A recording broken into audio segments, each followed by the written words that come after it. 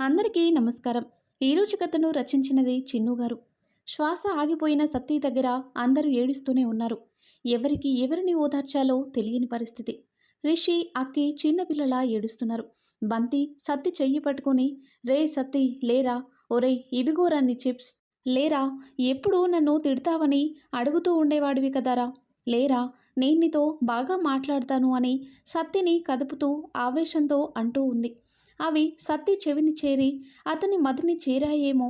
ఆగిపోయిన శ్వాస ఒక్కసారి ఉప్పెత్తున సత్తి నాడుల్లో ప్రవహించి సత్తిలో కదలిక స్టార్ట్ అయింది. అది గమనించిన ఆకాష్, రే రే రిషి ఇటు చూడురా అన్నాడు. రిషి సత్తి వైపు చూసి బాధతో వచ్చిన కన్నీళ్లు కాస్త సంతోషం తోడు చేసుకుని డాక్టర్ అంటూ పరిగెత్తాడు. ఆకాష్ సత్తిని ఎత్తుకొని హాస్పిటల్లోకి అడుగుపెట్టేసరికి ఎదురుగా రిషి స్ట్రెచ్చర్తో వచ్చాడు. ఆకాష్ సత్తిని స్ట్రెచర్పై పడుకోబెట్టాడు. అక్కడి డాక్టర్లు సత్తిని ఆపరేషన్ థియేటర్లోకి తీసుకువెళ్లారు. బయట ఆకాష్, రిషి టెన్షన్తో అటు ఇటు తిరుగుతూ ఉంటే వసు, గీత, బంతి టెన్షన్తో కూర్చుని ఉన్నారు. ఎవరి కంటిలో నీళ్లు ఆగడం లేదు. అందరిలో ఒకే ఉత్కంఠ, సత్తికి ఏమవుతుందో అని. అప్పుడప్పుడు నర్సులు ఇద్దరు ముగ్గురు బయటికి వస్తూ వెళ్తూ ఉన్నారు. సుమారు 2 గంటల తర్వాత డాక్టర్ బయటికి వచ్చారు. ఆకాష్, రిషి ఒకేసారి డాక్టర్ మా అనగానే పర్లేదు, హీఈస్ అవుట్ ఆఫ్ డేంజర్ అని చెప్పారు. ఆ మాటకు పట్టలేని సంతోషంలో వెనుకనే ఉన్న గీతను రిషి, వసుని ఆకాష్ హక్ చేసుకున్నారు. రిషి, గీత ఒకేసారి ఆకాష్ వైపు చూశారు. ఓ నిమిషం తర్వాత అక్కి తను చేసిన పని గుర్తొచ్చి వసుదకి దూరంగా జరిగి సారీ చెప్పి ఎదురుగా వస్తున్న బంతి దగ్గరకు వెళ్తున్నాడు. గీత ఆకాష్ వైపు చూసి వసు వైపు కళ్ళెగరేసింది. వసు చిన్నగా నవ్వి గీతా, రిషిలతో కలిసి బంతి దగ్గరికి వెళ్ళింది. బంతికి ఎదురుగా వచ్చిన ఆకాష్ బంతి కళ్ళను తుడిచి, ఏడవకు, వాడికి ఇంకేం కాదు అని చెప్పాడు. సత్తిని ఆపరేషన్ థియేటర్ నుండి ఐసీయూకి షిఫ్ట్ చేశారు. బంతి సత్తి దగ్గరకు వెళ్ళింది. బయట నుండే సత్తిని చూసి నవ్వింది. అందరూ కొంచెం రిలాక్స్ అవుతూ కూర్చున్నారు. వసు అందరికీ ఏమైనా తాగడానికి తీసుకువద్దామని బయటికి వెళ్ళింది. గీత రిషి భుజం మీద తలవాల్చి, అమ్మో ఎంత టెన్షన్ పడ్డాంరా, ఓ 5 అవర్స్లో ఎంత జరిగిపోయింది, అసలు వాడికి ఏమైనా అయ్యుంటే, అందుకనే అలవాట్లేని పనులు చెయ్యకూడదు, రోజు రాని దానివి ఈ ఒక్కరోజు వస్తేనే చూడు ఎంత జరిగిందో, అమ్మో వద్దే, నువ్వింకా రాకు అన్నాడు రిషి. అంటే ఏంటిరా నువ్వనేది, నేనేదో కావాలని చేసినట్టు అంటూ రిషిని కొడుతూ ఉంది గీత. ఆకాష్ నవ్వుతూ ఉన్నాడు. వసు అందరికీ టీ పట్టుకొచ్చింది. ఓసే ఆగే, కొట్టింది చాలే, ఒరే అక్కి ఒకసారి అటు చూడ్రా బంతిని, ఇది సత్తిగడిని ఇంత ఇష్టపడుతుందని మనకీ తెలియలేదురా అని అన్నాడు. అంతలో బంతి ఆకాష్ దగ్గరకు పరిగెత్తుకుంటూ వచ్చి వాడికి వాడికి స్పృహ వచ్చింది అని చెప్పింది. అందరూ సత్తిని చేరారు. సత్తి కళ్ళు తెరిచి ఉన్నాడు. సత్తి ఎలా ఉంది ఇప్పుడు అని అడిగాడు ఆకాష్. పర్లేదురా అన్నాడు సత్తి. అప్పటి వరకు పడిన బాధంతా సత్తి కళ్ళు తెరిచేసరికి అందరూ పూర్తిగా మర్చిపోయారు. ఇలా అందరూ ఒకేసారి ఐసీయూలోకి రాకూడదు, ఒకరిద్దరు ఉండి మిగిలిన వాళ్ళు బయటికి వెళ్ళండి అని నర్సు వచ్చి చెప్పేసరికి, సరే గీత, నువ్వు, వసు, బంతి ఇంటికి వెళ్ళండి, నేను ఆకాష్ చూసుకుంటాం అని రిషి చెప్పేసరికి గర్ల్స్ ముగ్గురు వెళ్ళిపోయారు. సరే ఆకాష్, నేను వెళ్ళి వీడికి తాగడానికి ఏమైనా తీసుకువస్తాను అని రిషి బయటికి వెళ్తుండగా ఎదురుగా బంతిని చూసి, హే బంతి, నువ్వు వెళ్ళలేదా అని రిషి అడిగాడు. బంతి ఏం మాట్లాడకుండా అలానే చూస్తూ ఉండిపోయింది. బంతి అలానే ఉండేసరికి రిషి ఆకాష్ వైపు చూశాడు. ఏం బంతి, ఏమైనా మర్చిపోయావా అని అడిగాడు. బంతి ఆకాష్ దగ్గరకు వచ్చి, నేనిక్కడే ఉంటాను అన్నయ్య అంది. ఎందుకు బంతి, వద్దులే, నువ్వు ఇంటికి వెళ్ళు, నేను రిషి ఉన్నాం కదా, మేమిద్దరం చూసుకుంటామన్నాడు. నేనిక్కడే ఉంటాను, ప్లీజ్ అన్నయ్య, వద్దు బంతి, ఇప్పుడు వెళ్ళు, కావాలంటే సాయంత్రం మళ్ళీ వద్దు కానీ అన్నాడు రిషి. నేనిక్కడే ఉంటా, వాడున్న ఫ్రెండ్, వాడిని ఇలా చూస్తూ ఉంటే నాకు ఏడుపు వస్తుంది, ప్లీజ్ అని ఏడుస్తూ అంది బంతి ఆకాష్ని హక్ చేసుకుంటూ. బంతిని అలా చూసేసరికి ఆకాష్, రిషి ఇద్దరికి ఏం మాట్లాడాలో అర్థం కాక సరే అన్నారు. అలా బంతి పగలంతా రిషి, ఆకాష్లతో అక్కడే ఉండి రాత్రులు ఇంటికి వెళ్తుంది. తర్వాత రోజు ఉదయం, సాయంత్రం వసు, గీత వచ్చి చూస్తూ ఉన్నారు. అక్కి, రిషి ఇద్దరు ఓ వారం రోజులు ఆఫీస్కి లీవ్ పెట్టేశారు. మధ్యలో ఆకాష్ అమ్మ సత్య కూడా వచ్చి చూసి వెళ్ళింది. తెలియకుండానే 4 రోజులు అయిపోయాయి. సత్తి కోలుకొని అందరితో మాట్లాడుతున్నారు. ఆకాష్, రిషి ఇద్దరు బయటికి వెళ్లారు. బంతి మాత్రమే ఉంది. సత్య దగ్గర బంతికి తోడుగా వసు, గీత వచ్చారు.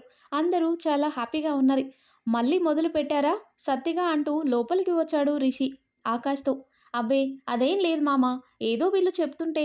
అది సరేరా బోండంగా, నీకంత ధైర్యం ఎలా వచ్చేసిందిరా?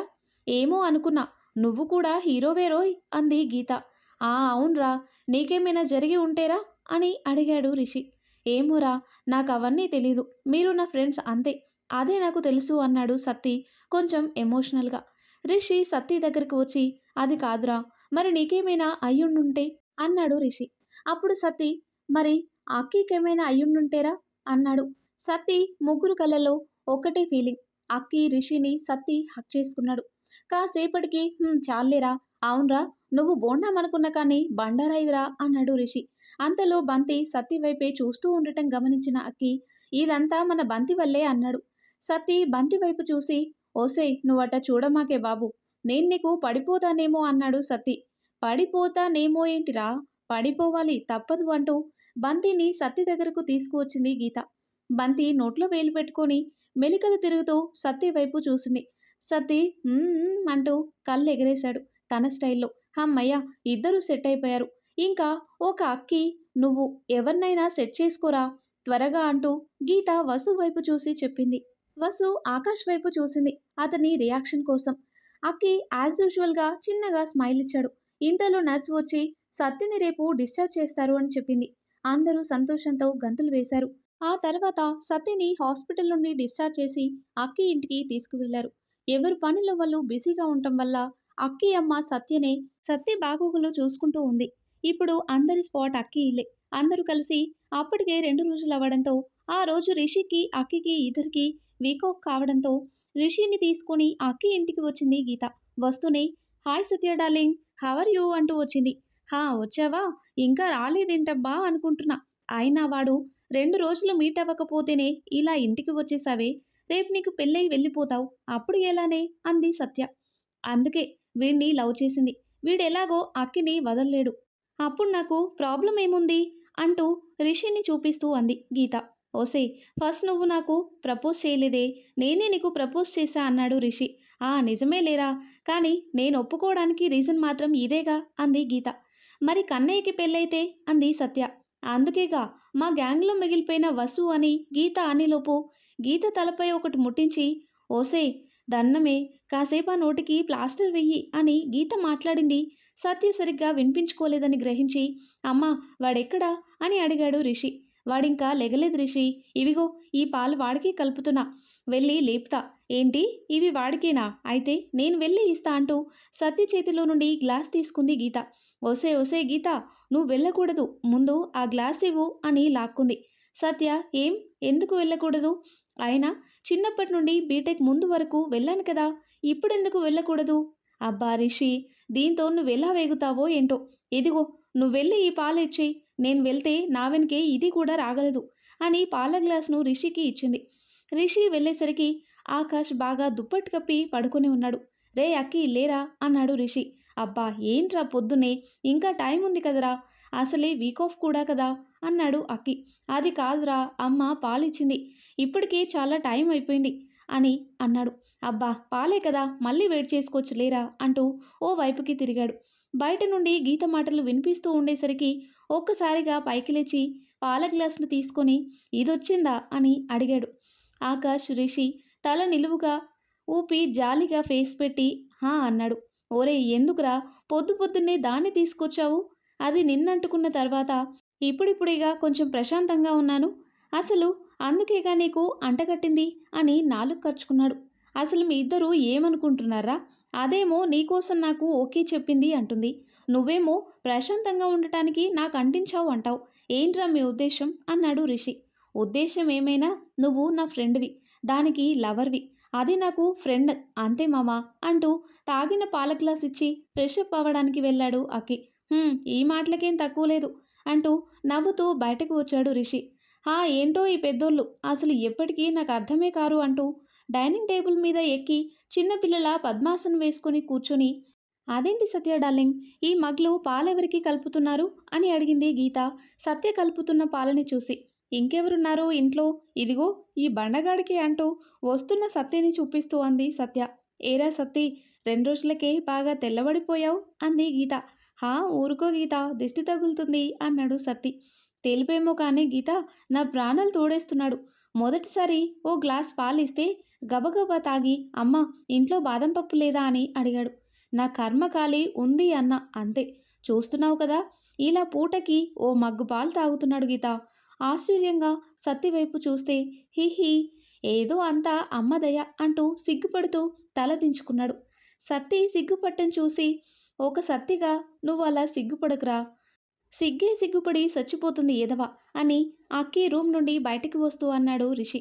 కాసేపటికి ఆకాష్ అక్కడికి రెడీ అయి వచ్చాడు. కన్నయ్య, అందరూ రండి టిఫిన్ పెడతాను అంది సత్య. అందరూ వచ్చారు కానీ సత్తి రాలేదు. అవును వీడేడి అని అడిగాడు ఆకాష్.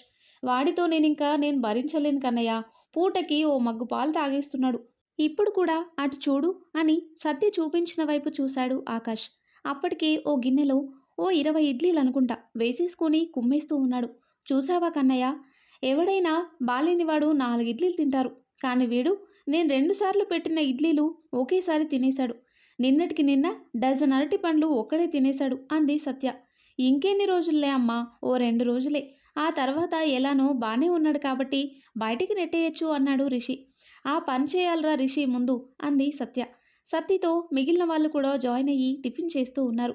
చేసైతే అమ్మ కొద్దిగా మురుకులు, సున్నుండలు, అరిసెలు, లడ్డూలు చేసి పెట్టమ్మా అన్నాడు సత్తి. అవన్నీ ఇప్పుడెందుకురా అని అడిగింది సత్య. అంటే ఎలానో 2 రోజుల తర్వాత ఎలానో నెట్టేస్తావు అన్నావు కదా అమ్మ, రూమ్లో తినడానికమ్మా అన్నాడు. ఇదిరా కన్నయ్య వీడు వరుస, వీడింకా మారడు అంది సత్య. అందరూ ఒకేసారి నవ్వుకున్నారు. రిషి టిఫిన్ చేసి హ్యాండ్ వాష్ చేసుకోవడానికి వంటగదిలో ఉన్న సింక్ దగ్గరికి వెళ్ళాడు. వెనకనే గీత కూడా వెళ్ళింది. గీత హ్యాండ్ వాష్ చేసుకున్న వెంటనే రిషి గీత చేతులు వెనక్కి మలిచి, ఇప్పుడు చెప్పే, ఇందాక ఏదో అంటున్నావు, అక్కీ కోసం నా లవ్ యాక్సెప్ట్ చేశావా? హా చెప్పు. అరే చెయ్యి నొప్పుడుతుందిరా, అయినా అదేగా చెప్పాను అంది గీత. అవునా అయితే అని గీత నడుంపై చెయ్యి వేసి దగ్గరకు లాక్కొని ఇప్పుడు చెప్పు అంటూ గీత కళ్ళలోకి చూస్తూ ఉన్నాడు. ఒరేయ్ ఏం చేస్తున్నావురా అంది గీత. ఆ మాటలు వినిపించుకోకుండా గీతని గోడకు నెట్టివేసి అటూ ఇటూ కదలకుండా చేతులు అడ్డుపెట్టి గీత కళ్ళలోకి చూస్తూనే ఉన్నాడు. అలా రిషి తన పనిలో తను ఉండగా సత్య ఎక్కడికి వచ్చి రిషిని గీతను చూసి బయట నుండే "స్, స్, రే అక్కి ఇటురా" అన్నాడు. ఏమైందిరా అని అక్కి అంటుంటే ఇష్ సైలెంట్గా రారా అమ్మా నువ్వు కూడా అన్నాడు సత్తి. సత్తి దగ్గరకు వచ్చిన సత్య, ఆకాష్, గీత రిషిని అలానే చూస్తూ ఉన్నారు. కాసేపటికి మేం కూడా లోపలికి వచ్చాం, మా పనులు చేసుకోవచ్చా అంది సత్య. ఆ మాటలకు రిషి గీతకు దూరంగా జరిగాడు. ఒరేయ్ ఏం చేస్తున్నారా మీరిద్దరూ అని అడిగాడు అక్కి. ఏం చేస్తాం, కాస్త నీ ఫ్రెండ్ని ఆడపిల్లలా ఉండమంటున్నాం అంతే అంటూ బయటికి వచ్చాడు. ఓసే ఏంటే ఇది అంటూ సత్య లోపలికి వెళ్ళి గీత చెవి మెలితిప్పింది. అబ్బా ఆంటీ నేనేం చేయలేదు, వాడే అంతా అంది గీత కొద్దిగా అలకతో. అక్కి ఇంకా తప్పదురా, వీళ్ళిద్దరికీ ఎంత తొందరగా పెళ్లి చేస్తే అంత మంచిది. నువ్వు ఓసారి మీ అంకుల్తో మాట్లాడు అంది. అంకుల్ రెడీయేగా అమ్మా అన్నాడు అక్కి. అమ్మో ఇప్పటి నుండే నేను దీన్ని భరించలేనులే అమ్మా, కొంతకాలమైనా నన్ను నేను కాపాడుకొని అన్నాడు రిషి. అలా అయితే నన్ను టెంప్ట్ చేస్తూ ఇప్పుడు వీళ్ళందరి దగ్గర నన్నెందుకు బుక్ చేసావురా అంటూ రిషి వెనుక పరిగెత్తింది. అంతలో ఆకాష్కి ఓ మెసేజ్ రావడంతో అమ్మా నేనిప్పుడే వస్తాను అని రిషి, గీత, సత్య ఎక్కడికి అని అడుగుతున్నా వినిపించుకోకుండా వెళ్ళిపోయాడు. హే నేను నీకు మొన్నే చెప్పాను కదా మెసేజ్ చేయొద్దని, మళ్ళీ చేసావెందుకు అన్నాడు ఆకాష్. మరి కాల్ చేస్తే నా మాట నువ్వు వినట్లేదు కదా, అందుకే మెసేజ్ చేశాను. ఆయన మొన్న మెసేజ్కి రిప్లై ఇవ్వలేదేంటి అంది వసు. ఏ మెసేజ్కి ఏం రిప్లై అని అడిగాడు ఆకాష్. అబ్బా ఏం తెలియనట్లు ఏం అడుగుతున్నావు, అదే నీ బాకీ గురించి ఏం వద్దా అని అడిగింది. ఏం బాకీ అని అడిగాడు ఆకాష్. అబ్బచ్చా అయితే సరే వెళ్ళి మీ టీంకి చెప్పేస్తా నీ కృష్ణనీళ్ళలో అంది వసు అక్కికి దగ్గరగా వస్తూ. ఇదిగో వసు, బాకీ లేదు ఏం లేదు, నువ్వు సైలెంట్గా ఉండు అన్నాడు ఆకాష్ వసుకి దూరంగా జరుగుతూ. అదేదో ఆ రోజు ఏం చేయాలో తెలియక, అవునా ఏం చేయాలో తెలియక అంతేనా అంటూ ఆకాష్ కళ్ళలోకి చూస్తూ అంది వసు. అంతే అంతే అని తడబడుతూ అన్నాడు అక్కి. సరే అయితే అక్కడ నన్ను టెంప్ట్ చేసేసి నువ్వు ఈ ఊరొచ్చి ఏం చెక్క జాబ్ చేసుకుంటూ ఫ్రెండ్స్‌తో ఇలా ఉంటే ఎలా? నిజానికి మళ్ళీ కనపడవేమో అనుకున్నా. కానీ నువ్వే నన్ను వెతుక్కుంటూ వస్తావనుకోలేదు అంది వసు. నేను నిన్ను ఎందుకు వెతుక్కొని వస్తాను? అన్నాడు అక్కి. హా! అవును మరి. అందుకే మరి ఆ యాడ్ రోజే నా వెనకాల పరిగెట్టావు. బంతితో నన్ను గుళ్ళో చూసి అన్యాయంగా ట్రాప్ చేసి మరి నా అడ్రెస్ కనుక్కున్నావు. హ్మ్. అది, అది. అదే చెప్పు. అంతా మర్చిపోయాననుకున్నావా అక్కి డియర్ అంది వసు. హా! అది నువ్వా? కాదా? అని అంతే అన్నాడు ఆకాష్. అంతలో గీత, రిషి వచ్చారు అక్కడికి. అది అక్కి టీమన్ స్పాట్. వాళ్ళు రావడం ముందుగానే గమనించిన వసు అక్కికి దూరంగా జరిగింది. హే వసు! నువ్వేంటి ఇక్కడ? అది బంతి లేకుండా అని అడిగింది గీత. అది నేనిక్కడ ఉంటే నా బైక్ చూస్తూ అందరం ఇక్కడే ఉన్నామేమో అని ఎక్కడికో వెళ్తూ ఆగి ఇటు వచ్చిందంట. అంతేగా వసు? అన్నాడు అక్కి. హా గీత అంతే అంది వసు. అవునా అంటూ అనుమానంగా అడిగింది గీత. అంతే గీత. ఓకే ఫ్రెండ్స్, నాకు కొంచెం పనుంది అని ఆకాష్ వెళ్ళిపోయాడు. వసుకి కాల్ రావడంతో తను కూడా ఇంటికి వెళ్ళిపోయింది. ఆకాష్, వసు ఎవరి దారిన వాళ్ళు వెళ్ళిపోయేసరికి గీత, రిషి వాళ్ళ వైపు చూస్తూ ఉండిపోయారు. రే రిషి, నాకెందుకో అనుమానంగా ఉందిరా. వీళ్ళిద్దరూ మనకు తెలియకుండానే ఏదో స్టోరీ నడిపిస్తున్నట్టున్నారా అంది గీత. ఏమో లేవే. జరిగితే మంచిదే కదానే. మనం కూడా అదేగా కోరుకుంటున్నాం అన్నాడు రిషి. సరే, ఈ విషయమేదో త్వరగా తేల్చేద్దాం అంది గీత. ఆ తర్వాత ఏం జరిగిందో నెక్స్ట్ వీడియోలో తెలుసుకుందాం. ఎంతో ఇంట్రెస్టింగ్గా ఉండే ఈ స్టోరీ నెక్స్ట్ పార్ట్స్ కోసం ఈ వీడియో లైక్ చేసి మన ఛానల్ని తప్పకుండా సబ్స్క్రైబ్ చేయండి. Thanks for watching.